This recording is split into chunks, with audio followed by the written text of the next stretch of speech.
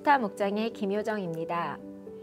교회는 순교자의 피에 의해 세워진다라고 한 것처럼 초대교회 성도들은 주를 시인하느냐 죽느냐의 각오로 신앙을 지켜나갔습니다. 설교 처음 목사님께서는 파키스탄의 한 시골에 있는 에이시아 비비라는 크리스찬 여성의 이야기를 해주셨습니다. 비비가 우물에서 물을 떠 마신 일을 가지고 회교도인들이 알라를 신성 모독했다는 이유로 비비에게 예수님을 부인하고 개종하지 않으면 사형을 처하겠다고 하며 고난을 주는 이야기를 해주셨습니다. 이 일은 종교적 탄압으로 세계 그리스도인들에게 신앙을 위해 어떤 고난을 받는지에 대해 생각해야 하고 어떻게 예수님을 나타내야 하는지 생각해야 하는 기회가 되었습니다. 베드로는 신앙을 지키다 고난을 당하는 것은 복이 있다라고 역설적인 이야기를 합니다. 베드로는 팔복의 클라이막스인 8번째, 의를 위하여 박해를 받는 자들에게는 천국이 곧 그들의 것이다 라는 이야기로 고난당하는 1세기 성도들을 격려하고 위로하고 있습니다. 그럼 우리는 무엇을 해야 할까요? 우리에게는 세계의 회교권과 공산권에서 신앙을 지키기 위해 고난을 겪는 이들을 위해 기도해야 하는 책임이 있습니다. 그리고 우리가 혹시 고난을 당하면 예수님을 나타내는 기회로 삼아야 합니다. 고난을 당할 때 우리의 방법은 얼마나 한계적인지를 느끼고 우리의 심령이 가난한지를 알게 됩니다. 저는 얼마 전 어떤 분을 만나게 되었습니다. 애석하게 그분은 우리 교회를 딱 한 번 방문하셨는데 별로 좋지 않은 인상으로 우리 교회를 기억하고 계셨습니다. 그래서 제가 마음을 많이 쓰게 되었습니다. 그분의 구원 확신도 알고 싶었고 또 기회가 되면 함께 교회에서 예배를 드리고 싶어 제가 할 수 있는 친절들을 베풀고 또 온라인 예배 링크도 보내드리며 관계를 가까이 했습니다. 오히려 제가 한 것보다 더 많은 친절을 그분이 저에게 베푸셔서 감사하고 즐거운 일들이 많았습니다.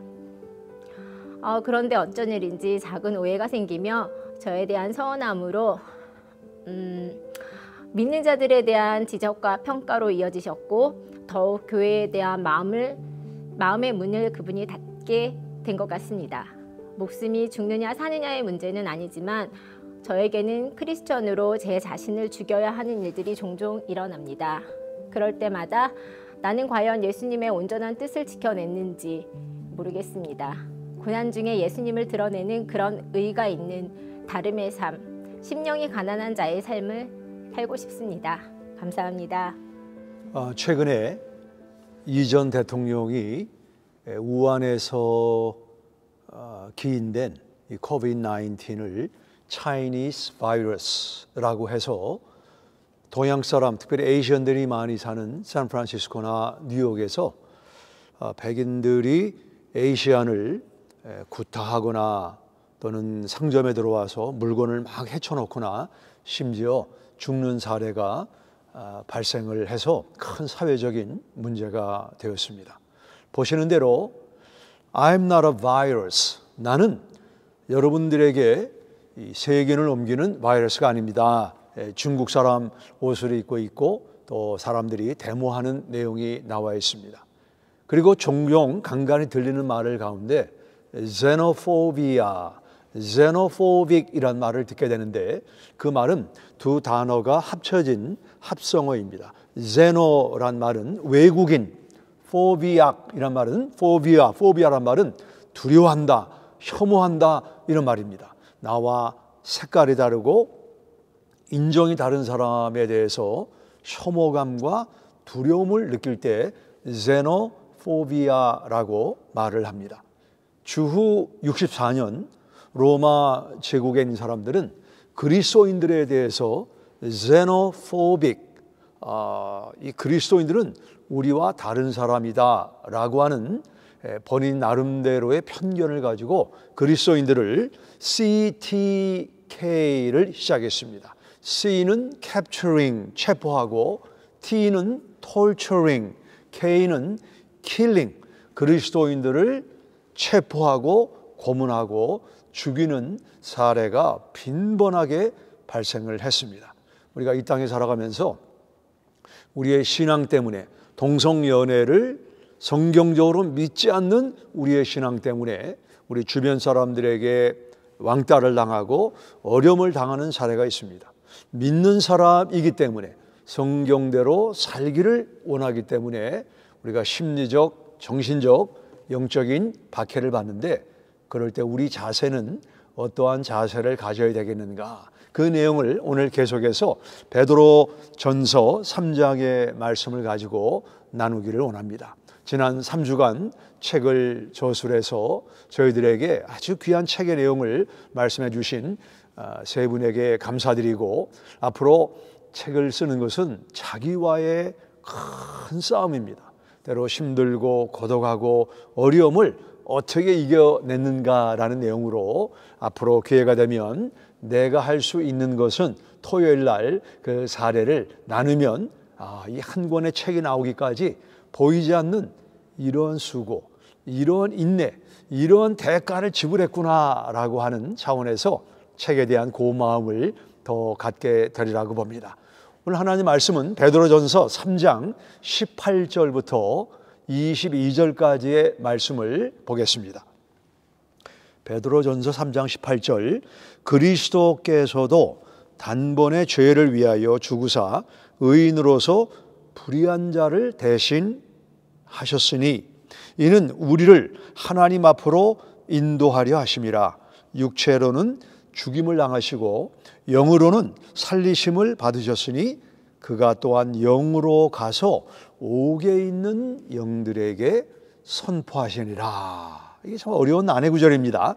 20절, 그들은 전에 노아의 날 방주를 준비할 동안 하나님이 오래 참고 기다리실 때에 복종하지 아니하던 자들이라. 방주에서 물로 말미암아 구원을 얻은 자가 몇 명뿐이니 겨우 8명이라. 물은 예수 그리스도께서 부활하심으로 말미암아 이제 너희를 구원하는 편이 곧 침례라. 제가 있는 성경에는 세례라 이렇게 나와 있습니다. 이는 육체의 더러운 것을 제하여 버림이 아니요 하나님을 향한 선한 양심의 간군이라. 그는 하늘에 오르사 하나님 우편에 계시니 천사들과 권세들과 능력들이 그에게 복종하느니라. 우리가 어려움과 억울함을 당할 때 우리의 즉각적인 반응은 이는 이로 눈은 눈으로 대항하는 것입니다. 만일 이는 이로 대항하면 치아가 완전한 사람은 아무도 없겠죠. 치과 의사들이 좋아하겠죠. 눈은 눈으로, 내 눈을 해친 사람의 눈을 내가 해치면 아마 우리 가운데 장님이 많을 것입니다. 우리가 불의한 일, 억울한 일을 당할 때 어떻게 반응해야 되는가? 오늘 본문에 보시면 우리가 베드로 사도를 통해서 세 가지 중요한 교훈을 배우게 되는데, 첫 번째는 예수님을 묵상하라, 예수님을 생각하라라는 교훈입니다. 18절에 보시면 그리스도께서 단번에 죄를 위하여 죽으사 의인으로서 불의한 자를 대신하셨으니, 예수님은 의인이셨지만 불의한 자를 대신하셨다. 여기 불의한 자가 누굽니까? 불의한 자가 사람의 귀한 것을 도둑질하고 강도질하고 죽이는 살인범을 말하는 것이 아니고, 여기 말씀하는 불의한 자는 여러분과 저를 두고 한 말입니다. 우리는 의인이 아닙니다. 우리는 불의한 자입니다. 그래서 이 시간에 18절에 불의한 자 대신에 자기의 이름을 넣고 한번 읽어보겠습니다. 그리스도께서도 단번에 죄를 위하여 죽으사 의인으로서 불의한 박이나를 대신하셨으니. 어린아이에게 이렇게 죄를 짓는 것이다 가르치지 않아도 조금 나이가 이렇게 들면 내 거다 뿐만 아니고 다른 아이 거도 내 거다 떼를 쓰는 것을 보신 적이 있을 겁니다. 다윗은 하나님 마음에 합한 사람이었지만 그는 본인의 출생에 대해서 시편 51편 5절에 내가 죄악 중에서 출생하였다. 우리가 이 예수님의 은혜를 알기 위해서는 나는 괜찮은 사람인데, 나는 좋은 가문인데, 나는 좋은 학문적인 배경이 있는데, 이런 인간적인 모습이 나오면 우리의 구원은 값진 것이 되지를 못합니다.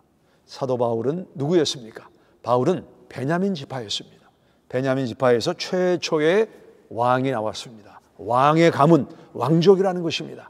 나는 시부린 중에 시부린이요, 사람들 가운데 뛰어난 사람이요, 가말리아라고 하는 아주 유명한 선생님에게 교육을 받은 시부린 중에 시부린, 율법에 의로는 흠이 없는 사람이고, 나는 613가지 법을 다 잘 지킨 바리새인이라고 그랬지만, 그는 예수님을 만나고 난 이후에 내가 만난 예수님과 내가 이 땅을 살아가면서 쌓은 크리덴셜과 비교하면 배설물이다. 우리는 불의한 자였는데 예수님의 은혜로 구원받았다. 이것을 알 때, 내 삶의 억울함과 불의한 일을 만날 때 그것을 하나님의 은혜로 감당할 수 있다라고 성경은 말씀하고 있습니다. 우리는 지금 사순절을 지나고 있습니다. 사순절은 부활절을 뺀 7주일을 뺀 40일 동안 예수님이 나를 위해서 고난받으신 내용을 묵상하고, 우리 최초의 사순절에는 이마에 재를 바르는데 우리는 재처럼 무익하고 쓸모없는 존재다. 우리 작사자 가운데 아이색 와트라는 사람이 이 하나님의 은혜를 깨닫고 웬 말인가 날 위하여 주 돌아가셨네. 이 벌레 같은 날 위에 큰애 받으셨나. 제가 섬기던 교회에 한 안수 집사님이 계신데, 그분은 강단에 올라가면 저는 벌레와 같은 인간입니다. 그리고 아까 바울이 말한 저는 배설물입니다를 노골적으로 표현을 하셔서, 제가 한 번은 집사님 저 벌레란 말은 괜찮은데 좀 쌍리에 들어가는 얘기는 곤란합니다. 그랬더니 제가 그런 존재인데 어떡합니까? 지금 생각해 보면 그분은 내가 누구인가를 알았던 사람입니다. 성실하게 정직하게 많은 사람을 돕고 구제하는 분이었지만, 하나님의 은혜 앞에서, 아니 하나님의 공의 앞에서 내가 얼마나 철저한 죄인인가. 이 벌레 같은 날 위에 큰 해 받으셨네. 십자가의 해를 받으신 예수님을 늘 생각하시던 그 집사님이 떠올라 왔습니다. 억울한 일과 고난을 당할 때 불의한 자를 위해 돌아가신 예수님을 묵상하자. 두 번째는, 오늘 성경은 예수님의 승리를 기억하라고 말씀합니다. 3장 19절입니다. 그가 또한 영으로 가서 옥에 있는 영들에게 선포하시니라. 옥에 있는 영들은 누구입니까? 아주 성경에서 해석하기가 쉽지 않은 난해한 구절로 알려져 있습니다. 옥에 있는, 감옥에 있는, 원문에 보면 감옥에 있는, 음부에 있는, 밤에 있는, 지옥에 있는 영들에게 선포하셨다. 그러면 그 말은 아직 예수님을 믿지 않고 죽은 사람들에게, 예수님 부활 이전의 사람들에게 옥에, 음부에 가셔서 그들에게 예수 믿을 기회를 다시 한번 주셨단 말인가? 그렇지 않습니다. 여기 선포란 얘기는 유앙겔리조란 말은 헬라 말인데 복음을 증거한다는 말입니다. 만일 여기 원문에 유앙겔리조란 말이 세워졌다고 하면 예수님은 예수님 오시기 전에 죽은 사람들에게 또 한 번의 기회를 준다라고 해석할 수가 있지만, 여기 쓰여진 원문은 카리조란 말로서 공식적인 결정을 선포한다라는 의미를 가지고 있습니다. 그러면 예수님은 무엇을 선포하시는가? 22절에 보시면 그는 하늘에 오르사 하나님 우편에 계시니 천사들과 권세들과 능력들이 그에게 복종하느니라. 예수님이 금요일에 고난과 토요일에 침묵과 주일에, 부활주일에 부활로 승리하신 것을 감옥에 가셔서 선포하셨다라고 성경은 말씀하고 있습니다. 2차 대전 말기에 가장 치열한 전투가 The Battle of Berlin이라는 전투입니다. 베를린을 사수하라. 독일이 연합군에게 점점 밀리다가 이제 베를린이라고 하는 도시에 갇히게 되었는데, 그 베를린을 사수하라고 하는 히틀러의 명령을 들은 독일군은 이 베를린 사수를 위해서 3일간의 전쟁에 45만 8천 명의 독일군이 죽을 정도로 치열한 전쟁이었습니다. 왜 이런 치열한 전쟁을 했냐면, 이미 히틀러는 전쟁의 결말을 알고 자살을 했습니다. 이 자살 소식을 모른 독일군은 계속 목숨을 걸고 싸워서 45만 8천 명이 죽었습니다. 히틀러가 죽고 난 다음에 그의 수하에 있는 장군들이 우리가 더 버티면 더 많은 인명피해를 내겠다 해서 그들이 공식 성명을 발표했는데, 우리는 연합군에게 항복합니다라고 하는 official announcement를 발표하고, 그 발표를 들은 독일군들은 저항을 멈추고 백기를 들고 연합군에 포로가 되었습니다. 마찬가지로 우리 예수님이 부활하셔서 하나님 우편에 계신 이 승리자가 되시고 천사와 권세자들이 복종을 하기 때문에 예수님의 죽음은 승리로 연결되었다라는 것을 선포하는 것입니다. 누가복음 16장에 보시면 예수님의 비유 가운데 부자와 나사로가 나오죠.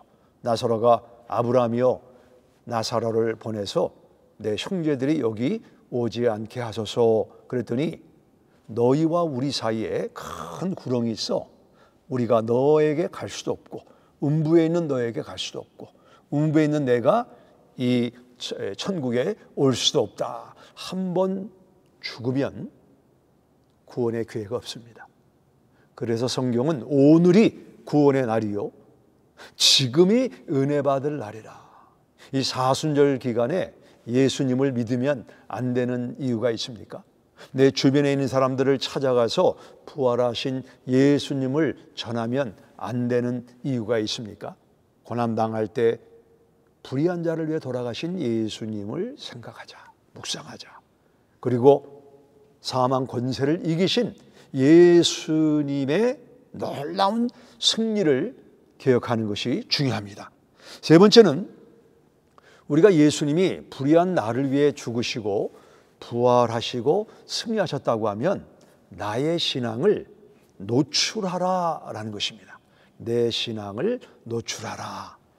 21절에 보시면 물은 예수 그리스도께서 부활하심으로 말미암아 이제 너희를 구원하는 편이 곧 제 성경에 세례라, 그리고 밑에는 침례라 이렇게 나와 있습니다. 저는 이 시간에 오늘 말씀의 마지막으로 침례의 교훈에 대해서 함께 생각해 보기를 원합니다. 침례는 무엇입니까? 침례는 다음에 세 가지 교훈을 가지고 있는데, 첫 번째는 침례의 모드입니다. 방법. 두 번째는 침례의 미닝, 침례의 뜻이 뭔가. 세 번째는 침례를 통해서 우리에게 주시는 mandate, 예수님의 명령은 무엇인가를 생각해 보기 원하는데, 구원은 침례는 구원의 조건은 아니지만 다음에 세 가지 교훈을 가지고 있습니다. 첫째, 침례는 어떤 방법으로 받아야 되는가? 저도 장로교에서 자랐고 저희 아버님이 장로교 목사님이시라서 세례를 받았는데, 우리 신앙의 모델은 예수님이십니다. 예수님은 어떠한 방식으로 침례를 받았는가? 성경을 보면 마가복음 1장 9절 이하에 예수께서 갈릴리 나사렛으로부터 와서 요단강에서 요한에게 세례를 받으시고 곧 물에서 올라오실세. 물에서 올라온다는 것은 뿌리는 것입니까? 물에 잠겼다가 올라오는 것입니까? 여기 침례란 뜻은 옷감을 염색한다라는 의미를 가지고 있습니다. 우리가 옷감을 염색할 때 물을 뿌리는 것이 아니고 흰색을 빨간색으로 만들 때 빨간색을 뿌리는 것이 아니고 빨간색 물에 담굽니다.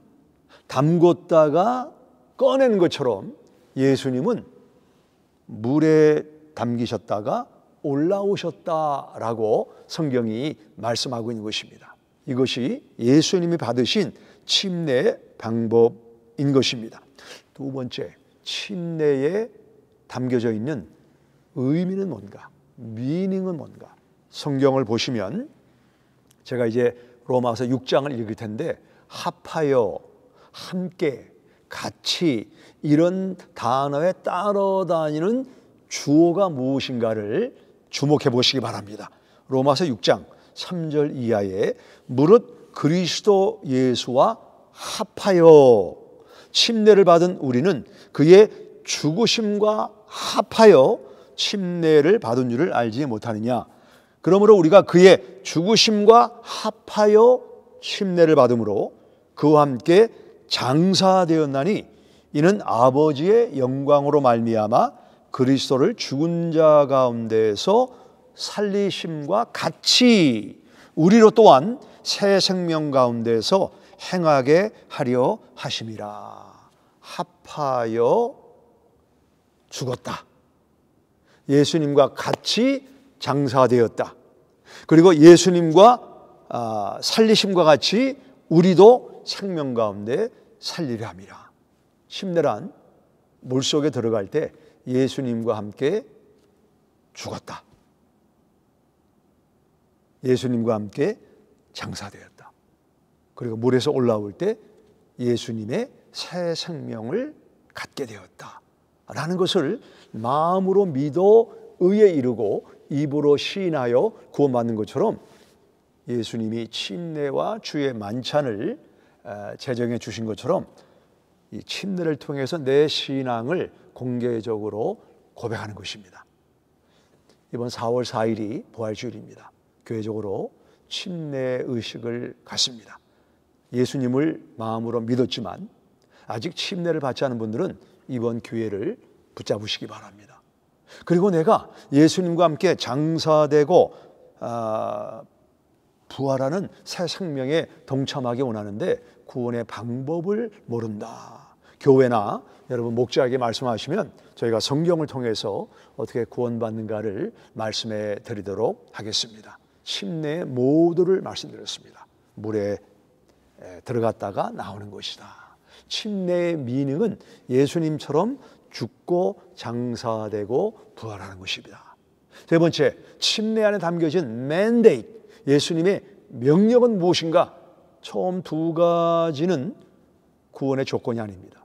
우리 예수 믿는 사람들에게 구원의 조건은 알지만 예수님의 제자로 주신 것이 이 사명인데 마태복음 28장 19절에 그러므로 너희는 가서 모든 민족을 제자로 삼아 아버지와 아들과 성령의 이름으로 침례를 베풀고, 침례를 베풀기 위해서는 누군가 가서 예수님을 전하고 예수님을 믿도록 기도하고 복음을 전해야 됩니다. 침례를 주라. 이것이 우리의 제자들에게 주신 예수님의 명령입니다. 우리에게 말하면 대통령이 뭔가 저에게 부탁하면 그게 짐이 되고 부담은 되지만 영광인 것처럼 우주 만물을 창조하신 우리 만왕의 왕 예수님께서 침례를 줘라. 예수님의 이름으로, 하나님의 이름으로, 성령님의 이름으로 침례를 주라. 우리에게 놀라운 특권을 주셨습니다. 우리가 사순절을 지나면서 불의한 자를 위해 죄가 없지만 돌아가신 예수님을 묵상하시기 바랍니다. 그리고 사망 권세를 이기시고 옥에 있는 영들에게 예수님이야말로 하나님의 아들 되심을 인치신 이 선포를 기억하시기 바랍니다. 그리고 세 번째로 우리가 예수님의 대사명을 온전히 감당하는, 공개적으로 고백하는 우리 여러분 되시기를 주님의 이름으로 축원합니다. 기도하겠습니다. 하나님, 우리가 에이시안이기 때문에 잘못한 일도 없는데 어려움을 당하듯이 1세기 그리스도인들은 예수님을 믿기 때문에 고난과 박해를 당했습니다.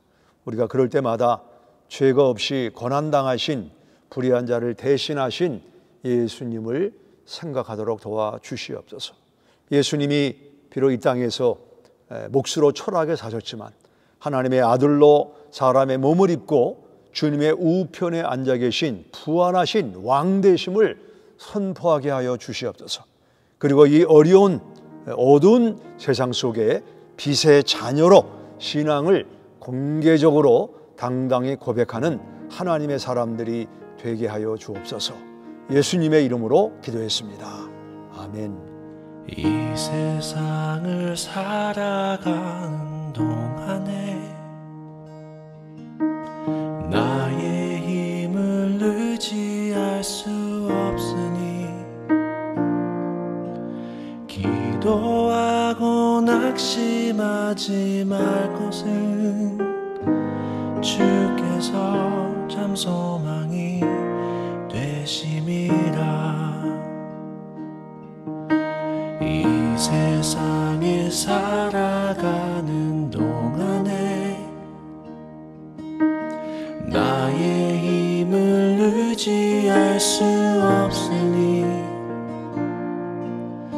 기도하고 낙심하지 말 것은 주께서 참 소망이 되심이라.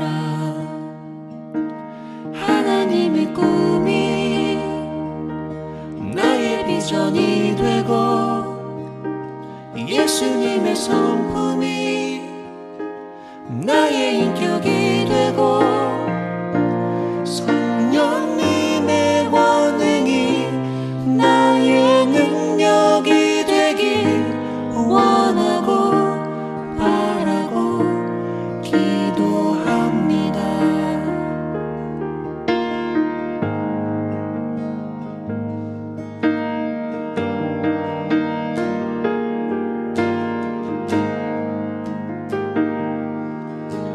주의 길을 걸어가는 동안에 세상의 것 의지할 수 없으니 감사하고 낙심하지 말 것은 주께서 참 기쁨이 되심이라.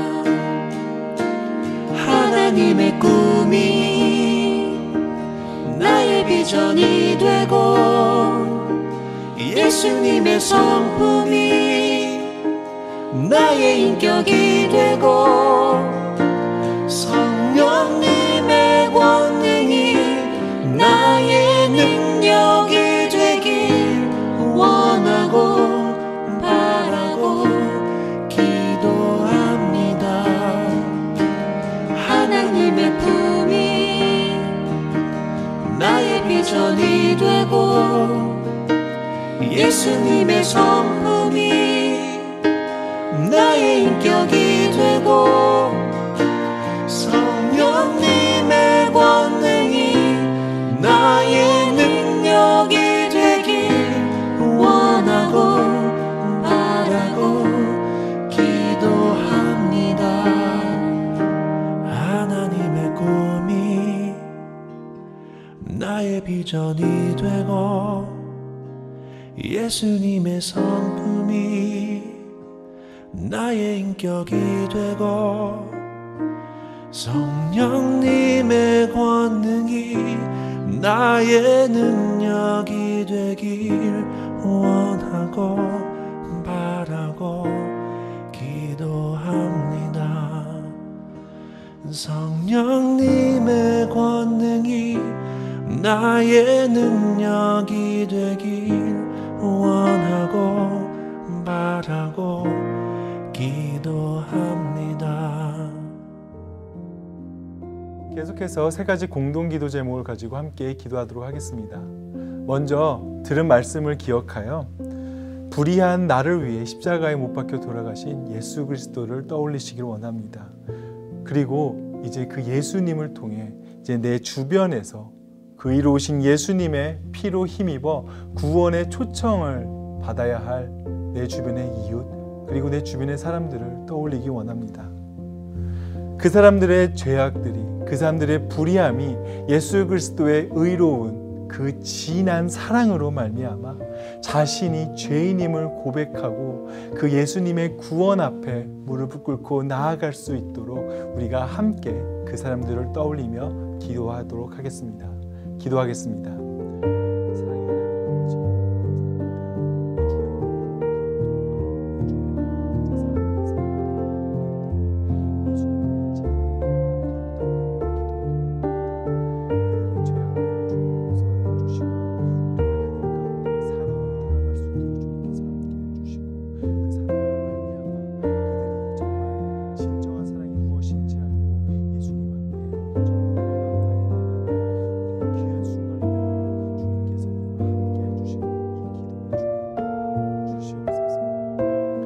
다음으로 함께 기도할 제목은 아직 침례를 받지 않는 이 성도님들이 이 사순절 기간 가운데에 받는 은혜를 통해서 침례의 자리로 나아갈 수 있도록 함께 기도하기 원합니다. 그렇게 침례식을 통해 우리가 공동체 앞에서 믿음의 고백을 남기는 것을 넘어서 또 세상 가운데에 오늘 우리가 말씀을 통해 배운 침례의 진정한 의미를 세상 가운데 잘 전할 수 있는 우리 뉴송교회 성도님들이 될 수 있도록 함께 기도하도록 하겠습니다. 기도하겠습니다. 사랑의 하나님 아버지, 이렇게 침례의 의미를 배우며 나아갑니다.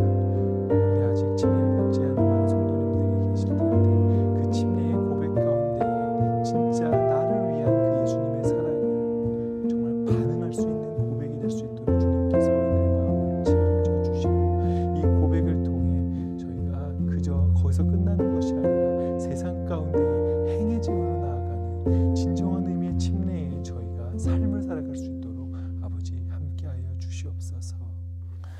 마지막으로 교회에서 행해지고 있는 훈련들을 위해서 함께 기도하길 원합니다.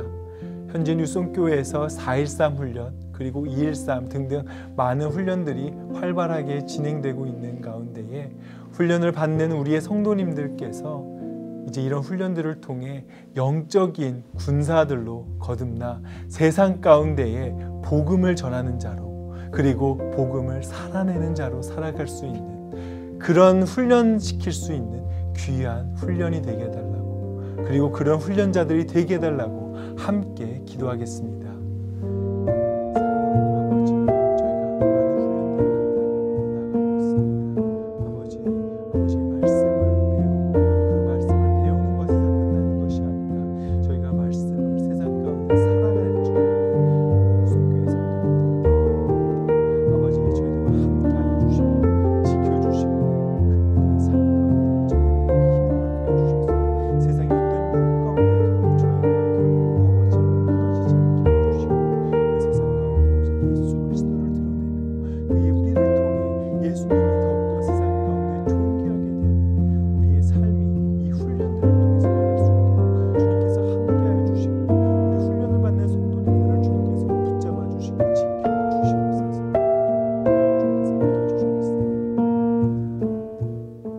이 모든 기도 주의 아들 그리스도 예수님의 이름으로 기도드렸습니다. 아멘.